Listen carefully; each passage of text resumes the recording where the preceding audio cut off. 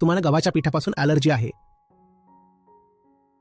आणि तुम्ही पहिल्यांदा एका रेस्टॉरंटमध्ये गेलात आणि स्वतःसाठी मस्त चपाती मागवली.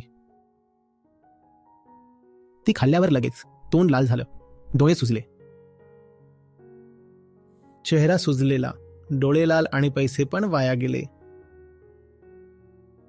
बाहेर आलात. थोड्या वेळाने सूज थोडी कमी झाली. पुन्हा मग शेजारच्या रेस्टॉरंटमध्ये गेलात आणि यावेळेस स्वतःसाठी काय मागवलं? यावेळी तुम्ही मागवलं सँडविच. म्हणालात चपातीमुळे ॲलर्जी झाली म्हणून यावेळी मागवूया सँडविच. बसलात तिथे, खाल्लं, तोंड परत सुजलं, खिसा पुन्हा रिकामा केला आणि बाहेर आलात.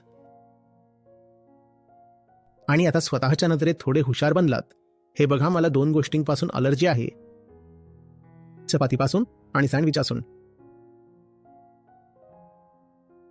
आणि पुढे दुसऱ्या कोणत्या तरी ठिकाणी गेलात.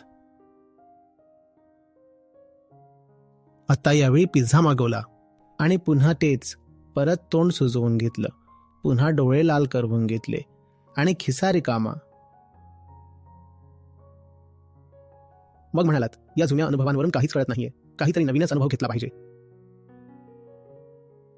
तुम्ही एकाच गोष्टीचा वेगवेगळ्या रूपात, वेगळ्या नावात आणि वेगवेगळ्या ठिकाणी उपभोग घेत आहात आणि आशाही लावून बसला आहात की अनुभव काहीतरी नवीन मिळायला पाहिजे.